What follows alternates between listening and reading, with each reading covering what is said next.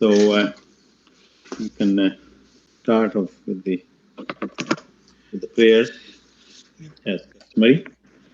So, good evening, everyone.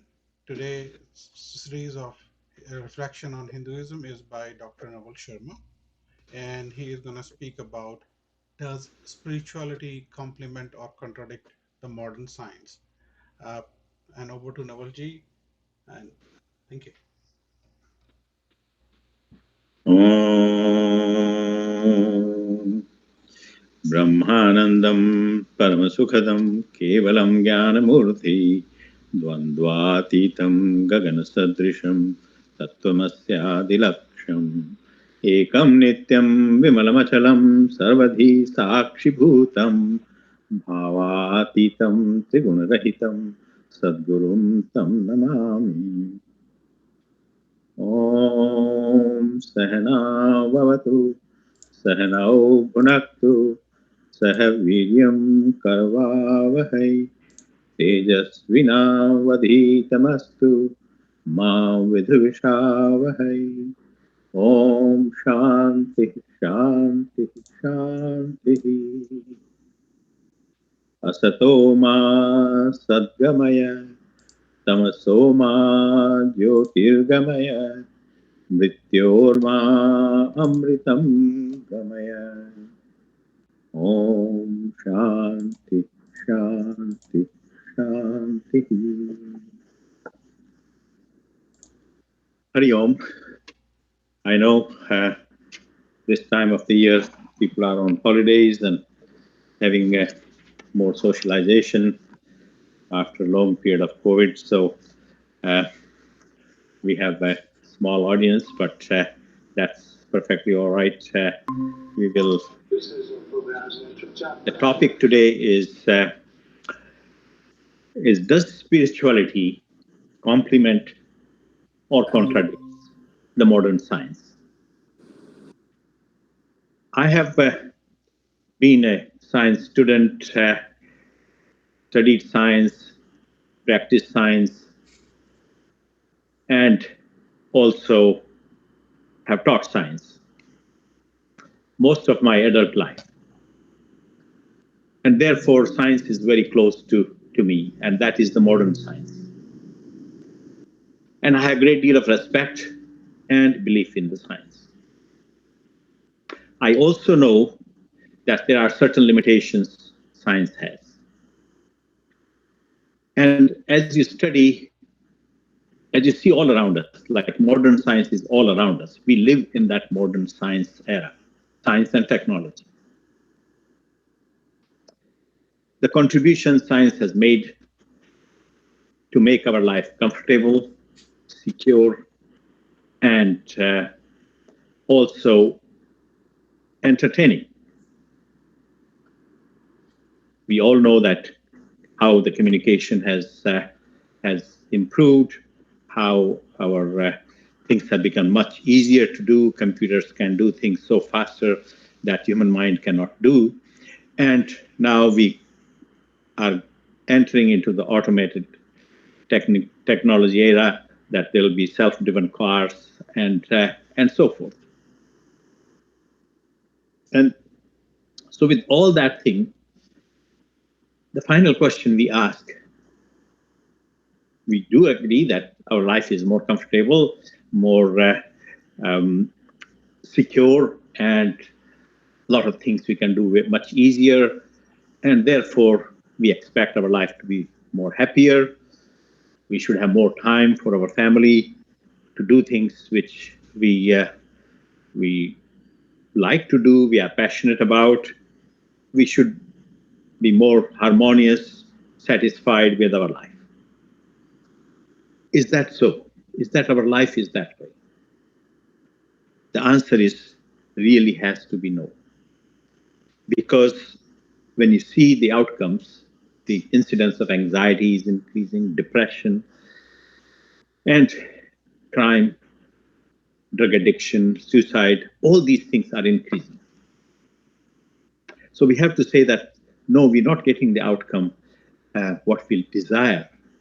And there's no limit to our desires. We keep on keep on increasing the desire. And it gets exploited by the industries, by advertising things and bringing out new gadgets. So we are bombarded with gadgets. We buy new gadgets and seeking that happiness, that excitement, which only lasts for a short period of time, and then we are back in those problems which day-to-day life is, and much more than it used to be. We are less content with our life. So this is the outcome, and therefore a question which obviously comes in our mind: is this is there a better way we we should live, or better way we should think? Is there a better approach? Because today we can have our house full of all material gadgets and highly computerized and everything else we want. We can even name our house as a Shanti Kunj or happy house or something. But is there happiness and Shanti and peace in that house necessarily? All we have to do is to look at those who are multimillionaires or billionaires and look at their life. Are they all happier? In fact, it seems that they are the ones who are more stressful than the person who has bare minimum on which he is living. So ultimately, I think aim of all these things, besides comfort and making things easier for us and making secure our life, the main aim then comes: how can we be happy? And the happiness is not coming from all the gadgets we have all around us, and the material world cannot do that. So now, obviously, we have to ask as to what different should we do. Well, now as you can see that there's a lot more movement about the yogas and spirituality, and people talk a lot. There's a lot more on the internet. You will find the material, different people, and some of them are commercialized and so forth.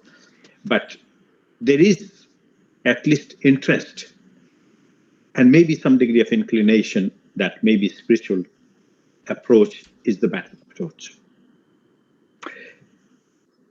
What is spiritual approach? So in the material world, in the material science or the modern science, we explore the external world, our nature, what we see around, the phenomena we see, the things happens. We try and investigate that thing. There is a system by which the uh, the material or this modern science works. So modern science has come up with a question, and they try to find the same thing, like the truth, what spiritual life wants. So let's review how the system works of the modern science. So modern science has a question on which a scientist will work to answer that question, whether it is related to the laws of the gravity or motion or knowing the cosmos or any other thing which in the physical science we need to know. We have a question. Then we design a study on which we have there is a different or a strict frame of discipline we have to follow in order to do the study. We have a laboratory. We have funding for that laboratory to do that research. We have help. Many people will be helping in that thing. Finally, we do the experiment and come up with some results. So that is the basic science. So with basic science, it brings out the theories, the principles on which the applied science works. The applied science means having found certain principles, you then develop the inventions. So inventions, that's where the industries come, and they produce the products. And they produce the product for the benefit of the industry, material benefit. And they exploit the invention and have more people use that invention. Therefore, they get more money. After a while, they make still modification and do more things. So this is how they will exploit that invention. And we go for that thing. So our house is full of all these different inventions and gadgets and so on. What it does in turn, that it booms the economy, but it destroys the environment. It increases the waste. So this is how it happens. Now you say, well, okay, what about the spiritual approach? What does it do? Well, spiritual approach is the study of inner world, not the outer world. Why? Because our rishis, because then I'm referring to rishis because the Vedas are the oldest written scriptures, and spiritual approach is, it should be, I think, the more appropriate heading of today's talk should have been the material science or modern science versus the spiritual science, because it is a science. Because our rishis believed that all the universe, what we see, macrocosm, and our microcosm, our own body, our own body is basically replica of the macrocosm. So if you can study your own body, you can know about the universe, everything about the universe. And therefore they explored the inner world. They did not have any fancy lab, nor they had any equipments or any other gadgets. All they had is their own body on which they experimented. They themselves were the subject of the research. They were subject. They were the object of the research, and they were the laboratory. And they sat in that secluded place where they had no disturbance to focus their consciousness so one-pointed that they can explore the inner world.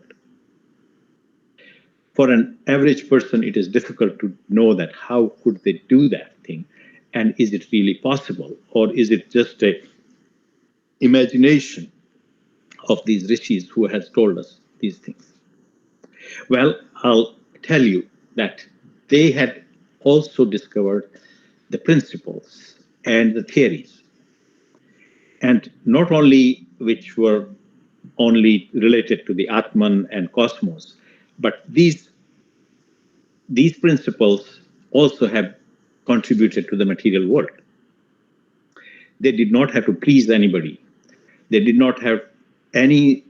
They did not have any selfish motives to come up with the ideas to get any personal benefit, because they had no desire. Rishis were those perfect beings we regard, and we have a great deal of reverence and respect for them because they have given us so much. Now, just to give you the example that what in the material world, which is easy to understand for us as to what they have done. So they describe their knowledge into two categories: paravidya and aparavidya.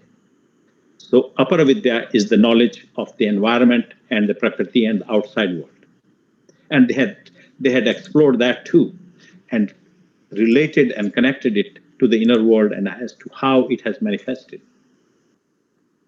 So just to give you an example of what things um, have been contributed by these rishis.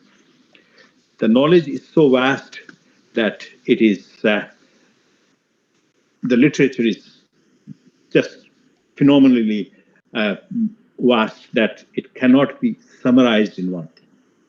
There have been attempts in the history to destroy that literature many times, yet whatever has survived despite of all these things is a lot. It has been described into 6 systems of philosophy, and which are Sankhya philosophy, Vaisheshika, Mimamsa, Nyaya, Yoga, and Vedanta. I won't go into too many details of that thing. But to give you just a few examples, there was Bhaskaracharya. Bhaskaracharya was about 1000 Christian era, somewhere like that.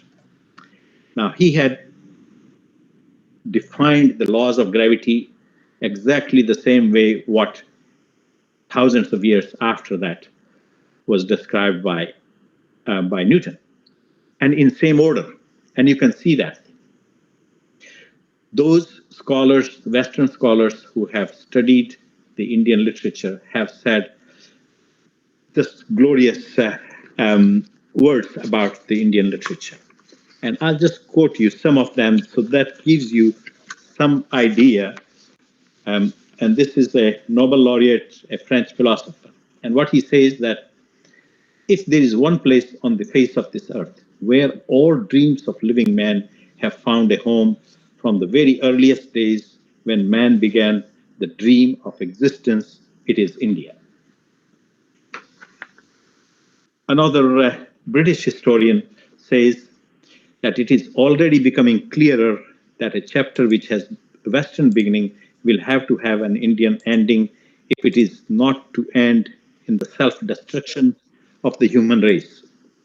At this supremely dangerous moment in history, the only way of salvation for mankind is the Indian way.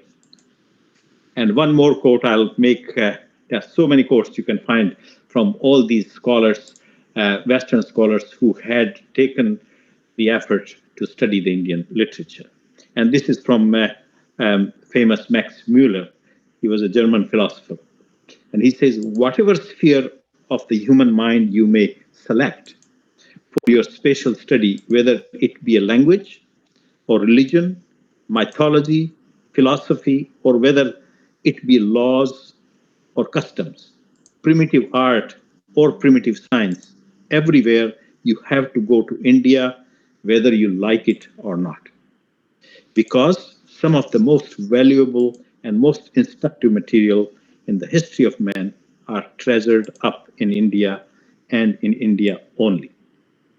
So these were highly educated people, highly intelligent people who had deeply studied, and they did not have any bias in favor of India by any means, because at at the time when they had studied Indian scriptures, it was the British rule, and it was not that they had intention of putting Indian literature on the highest pedestal. The literature of a nation, they say, is the index. The literature is the index of the mind of a nation. When you study the literature, it tells you what mindset we have, how much knowledge we had. So, in any field, when you take it, it will be, you will find that these rishis have given great knowledge to us. So, in this, we see that. So, what did Aryabhatta did? He applied this spiritual knowledge and given us the. He was an astronomer and mathematician, and it was 476 Christian era. He was the first one to give a pi value, which is given, of course, the credit is given to somebody else. He gave the Sine table. He gave the method of computing the table, theory of Earth rotation, and he calculated exactly the time which now is regarded by NASA as the authentic and correct time, which is 23 hours, 56 minutes, and 45.091 seconds is one day. That is the Earth rotation in one day on its own axis. He calculated the solar year, 365.2586805 days. To that precision, he was able to calculate without any gadgets or any any equipment or laboratory or any other help. There are so many other um, on the astronomy and astrology and the physics and in the how the cosmos work. All that knowledge has given to us, which I think now great scientists are recognizing. Quantum physics is one of the branch of physics in which we study the subparticles. Because what science does is that science investigates and try to get to the deep root of it. But there is a limitation by at that time the science cannot answer the question. A great scientist, Nobel laureate, his name is Max Planck. And in 1930s, he made a comment. He says that as such, there is no matter in this world. All the matter is the collection of the atoms. And these atoms have a small, like a solar system of the subparticles which rotate around it. But he says the thing which we do not understand is that what brings all these atoms together to form a matter. So there is a blockage which comes, or a dead wall comes, where science cannot answer the question. I'll give you an example that embryology, like we study the embryology, and I think we all can relate to that. When a child or when a baby is developing in the mother's womb, it starts with one cell. That cell multiplies. Not only it multiplies just like a kinetic thing or an energy thing, but it has an intelligence that exactly what time it should differentiate all these cells, which are multiplying to form the different organs, different structures of the baby. When the baby is fully developed, the body knows that it is time for it to come out. When it comes out, mother has a milk for him available. All this thing has to tell you that there is an intelligence behind this energy and this kinetic process which is going on. In the nature, you can see all around it, and you will be overwhelmed at how much intelligence is there. Not just a creative power.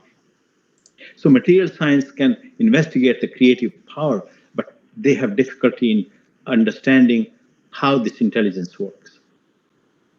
So we have talked, these rishis have gone inside and they said that, yes, the ultimate truth is Brahman, because they had a question, just like the scientists have. They had a question that in this changing world, is there something which is unchanging, which is permanent? Everything is perishable, what we see in the nature. Is there something which does not get destroyed? And that is what the truth, ultimate truth, that's what scientists want to know. And that's what the rishis wanted to know. But rishis' approach, the internal approach, gave them the answer. And they answered it. They said that it is everlasting. It was never born. It is pervading everything, what we have. It is indestructible. It is knower of everything. Means all the knowledge you can think of is there. And we all have part of that supreme which exists everywhere. Ajam nirvikalpam nirakara rupam. And it is blissful. And they also say that what is the method, how you can connect to that cosmic power, which has everything. There's a method. They gave you the method. This is how they have connected to it. By connecting to that supreme cosmic power, they knew everything, how the cosmos works, how the Prakriti works, what Prakriti is. They tell you that all you see around you is because this, as I mentioned before too, this thing, that Jagat Mithya Brahma Satyam. Brahma Satyam Jagat Mithya. Means the world is an illusion, but the Brahman is truth. So Brahman is just like, take an example of a screen of a television. So if you have a big screen, you have the picture going on. All you see is the picture, and you get involved in that picture, and you you you react to that whatever is seen on that picture and that uh, film or whatever is displaying there. But you forget that it is all displaying on the screen, because the screen you don't see. And this is how they say it is all Maya, which is illusion, that it has two properties. It has, it conceals the reality, and it projects the illusion. So it says that it is prakshep and avaran. So there is an avaran which covers it, and prakshep is to project it. So we are all engaged into that prakriti. Well, the prakriti is real because we are part of the prakriti and we live in that prakriti. So how they say that? So how should we live in this prakriti? So they say there is a way how you can live it into this prakriti. You can live in this prakriti by following the laws of nature. And laws of nature they describe in how you live your life. So they describe in our yama, niyama, pranayam, pratyahar, dharana, dhyana, samadhi. So this ashtav, that's one way you can follow it. They say you can also follow the principle of the bhakti marg or karma marg or jnana marg. So they give you different ways in which depends on your personality how you can make your life more harmonious, more pleasurable, more content, and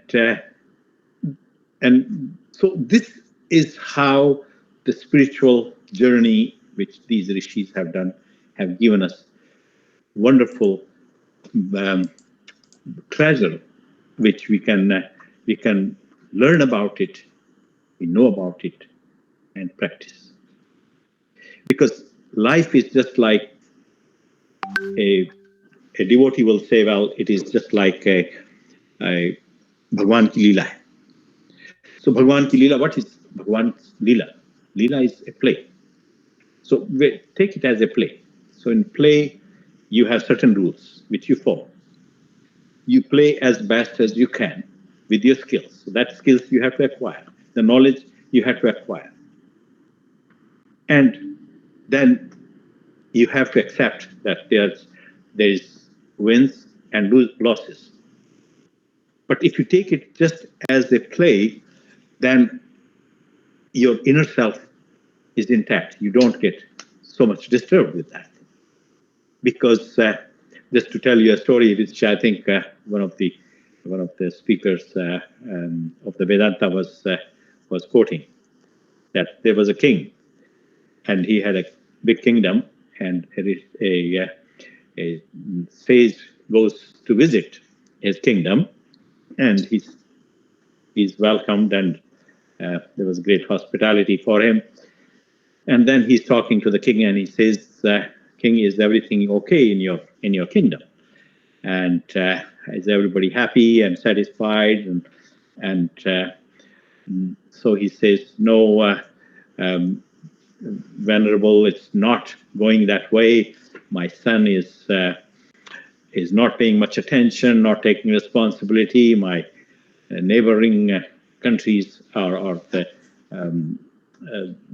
kings are attacking, and we feel insecure, and lots of other problems he mentioned to the sage.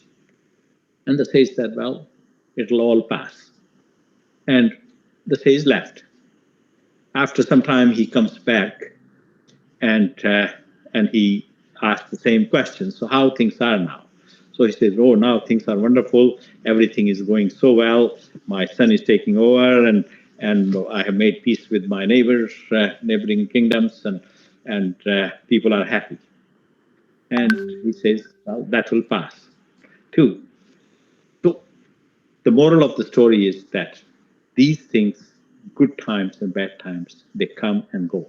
It is just a play, and there is nothing you can you can do to change that thing in this material world. You just have to change the perspective. Yes, when you play well and you play according to the rules, and you are more skillful, you are rewarded more. But this is the nature. So these rishis have given us not only the knowledge, but also the way how we can make our life in this material world so much better. And there are these six philosophies which deal with different aspects. Um, just to give you a brief overview of that thing, Sankhya philosophy is the one which deals with the cosmic evolution and metaphysics. And metaphysics is a branch of a philosophy which deals with the ultimate truth. And Kapil Muni, I think scholars say that it was approximately 600 BC that's when he had propagated the Sankhya philosophy. The initial Sankhya philosophy had 537 sutras, but over the time period, it has been lost. But its reference is there into different commentaries which have been made. And Sankhya Karika is one which has, and it has only just handful of those sutras available. So great deal is lost, but some is still available. In Vaisheshika was developed by Kanad Rishi, and he studied the atomic theories. He came up with the atomic theories, and he was the one who had devised the laws of gravity. And he precisely says exactly the same way what Newton has 1,000 years ago, or 1,000 years after him, has put it in the same order too. I was quite surprised when I came across that. So he has, he and besides that, he did he describes the anu, means the atom, way before Dalton did. So Dalton did it, I think, in about 2,500 years before him, before Dalton, who came up with the atomic theory. Kanad had already described it. And there's also talk that some of that knowledge have been taken from our Upanishads and Vedas. But knowledge we have always shared, and there has been no qualms about that. Mimamsa is another third one, which dates back about 1600 to 3000 BC, and that tells us more about the rituals and karmakand and Vedic rites and yagnas, their procedure, how that should be done.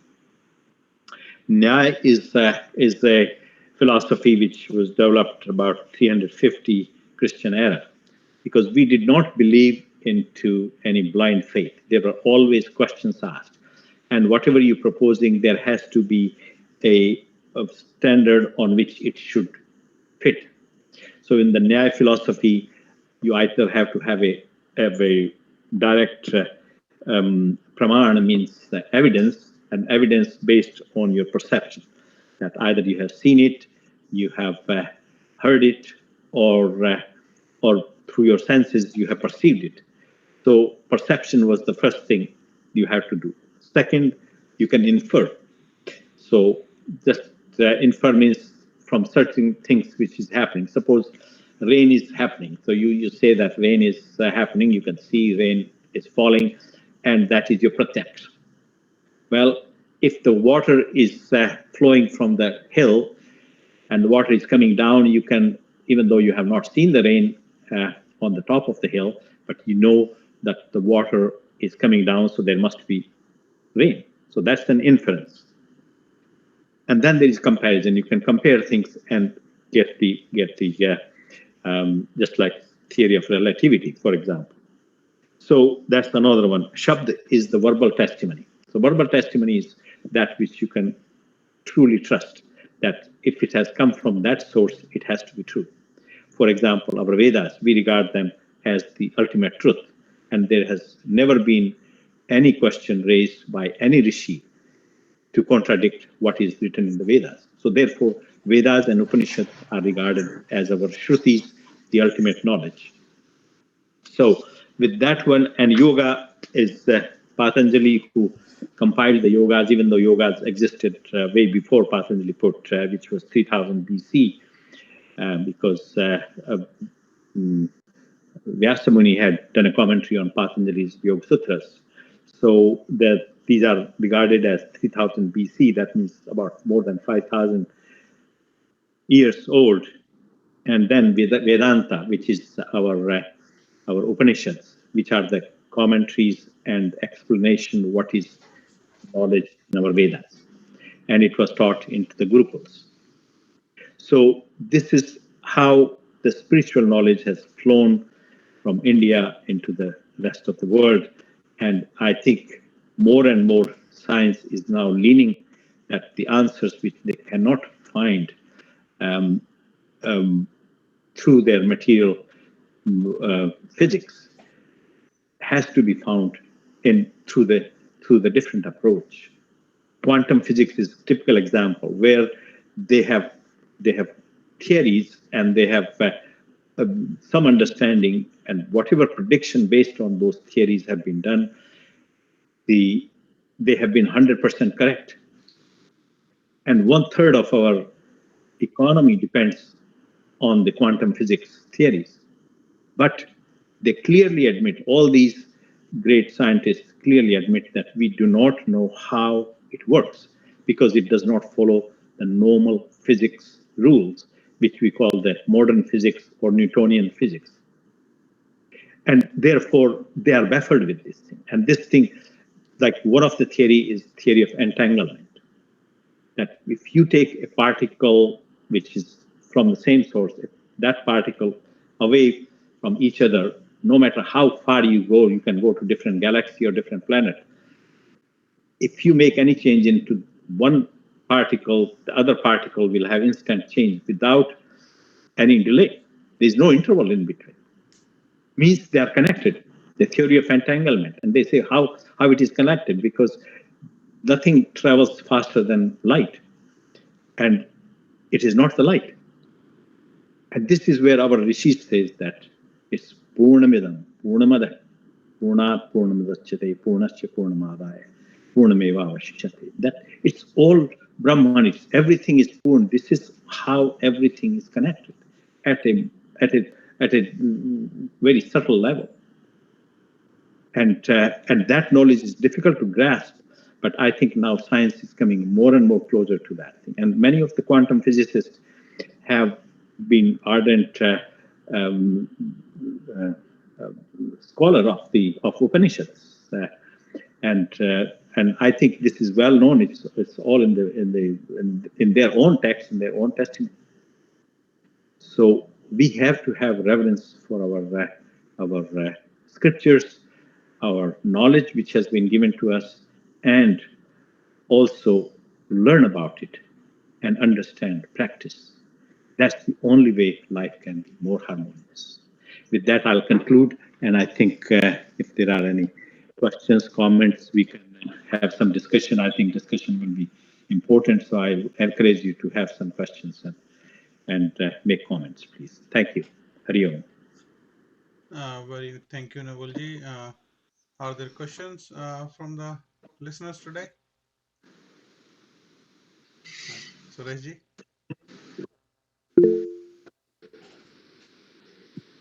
Thanks a lot, sir, for such a nice, well researched, and I think you might have taken many days to go through all these. And this was really, I would say, I'm lucky that I attended this lecture. Thanks a lot, and I will Sorry, request I you, didn't please. hear. I think the voice is going down. So I think, please keep giving these lectures and keep on increasing our knowledge. Thank you very much. Thanks a lot. So, Nawalji, there is a question from Sanjay Daveji. So Sure. he says, thanks for your talk. Sanjay ji, you want to speak your question or you want me to read it for? Okay, I will read. So yeah, he's saying his question is, I want to know the relationship of spirituality, dopamine, and happiness. Yeah. So this happiness is the state of mind, basically, in which we we are pleasurable, and we are content, and the all the scriptures, and even when we um, read about Gautam Buddha, they all say the same thing. They say that once you remove the sufferings, bliss is your normal nature. And our Rishi says that Tatachit Anand means Anand is there. It's just that we have covered it with so many desires and we call it mala. So our malas are our desires, our inclinations, our jealousy, anger, our ego. All these things constitute, because our all consciousness, our all attention is focused on that thing, and therefore that deep down the blissfulness is there, that anand is there, that doesn't come. We do get some pleasure out of which is very transient, very temporary, but it doesn't last very long.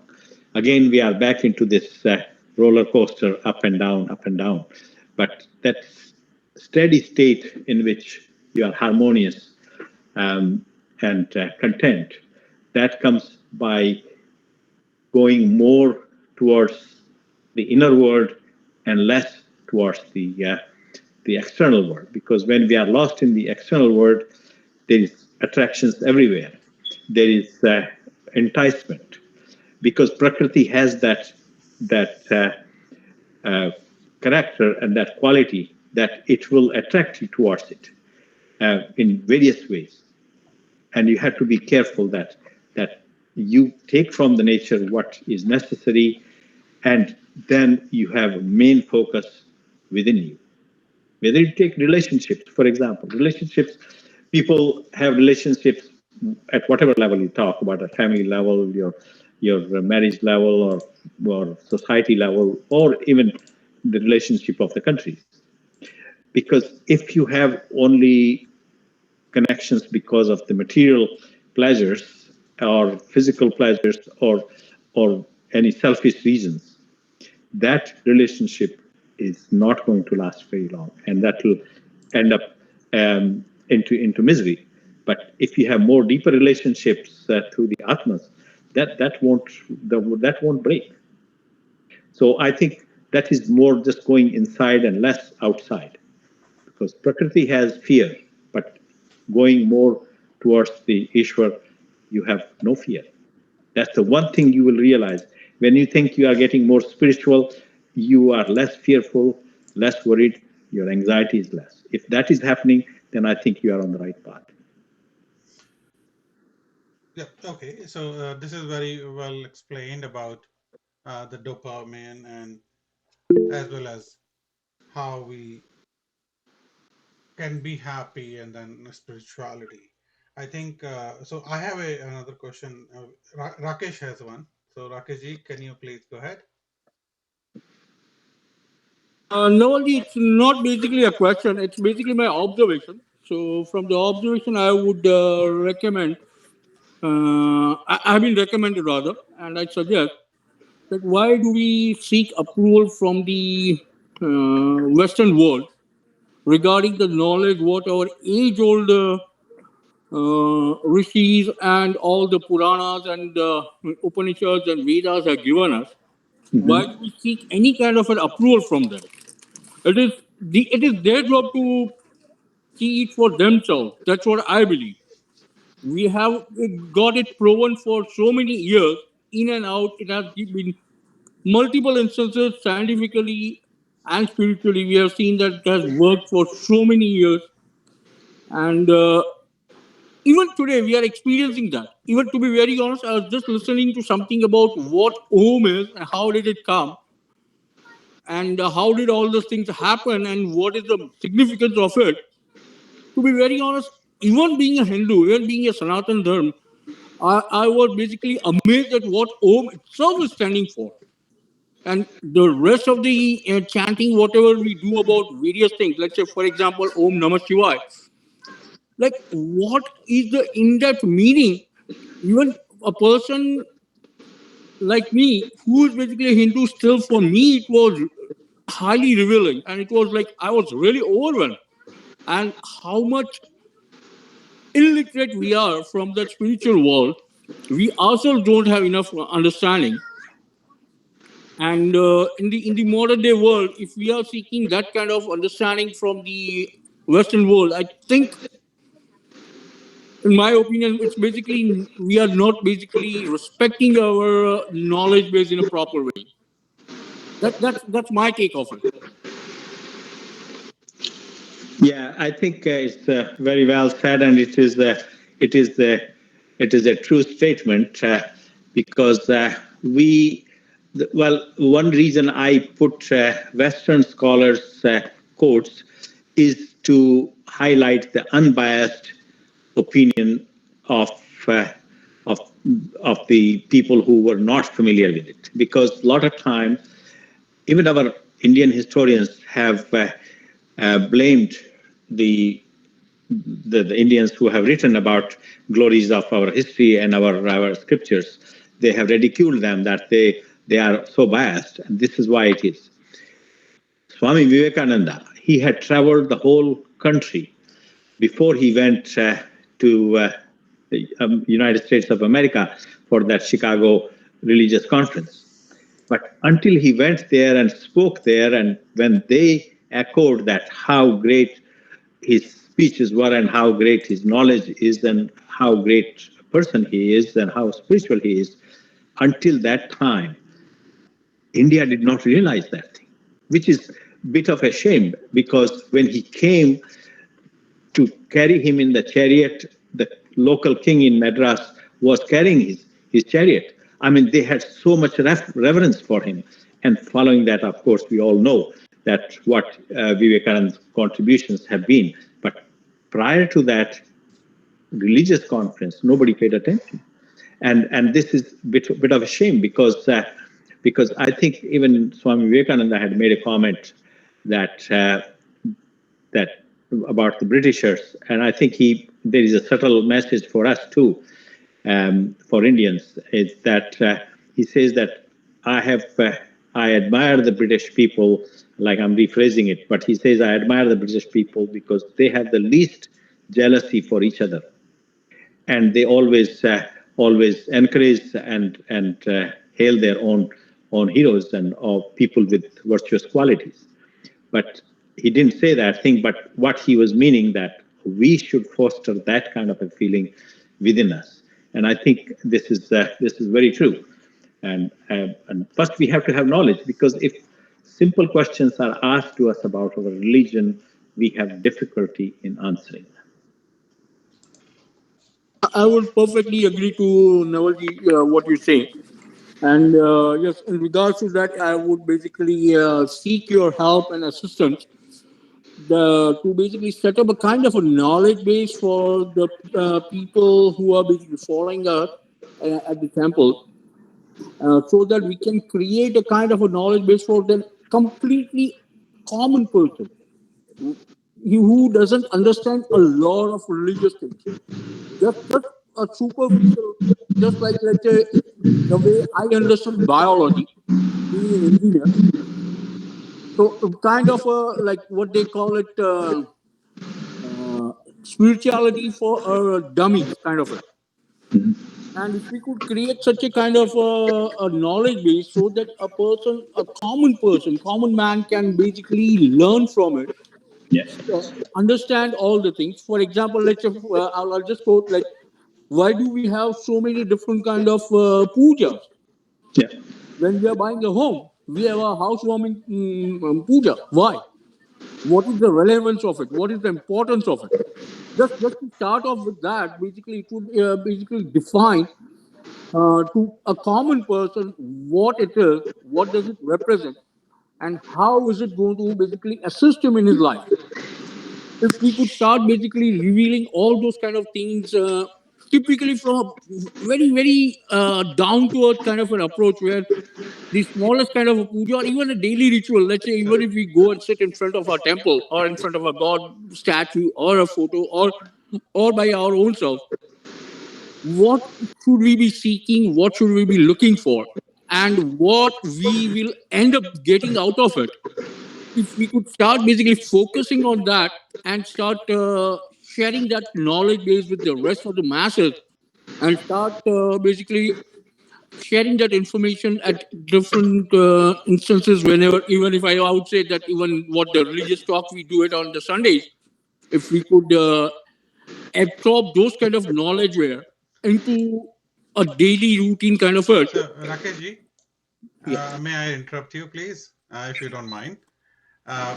So let's today stay to the topic, which is does spirituality complement or contradict the modern science? So what your points are all very valid. I want to take some more questions if there are. Nawalji, hope I'm not intervening in between. Not at all. Thank you, Nawalji. Really appreciate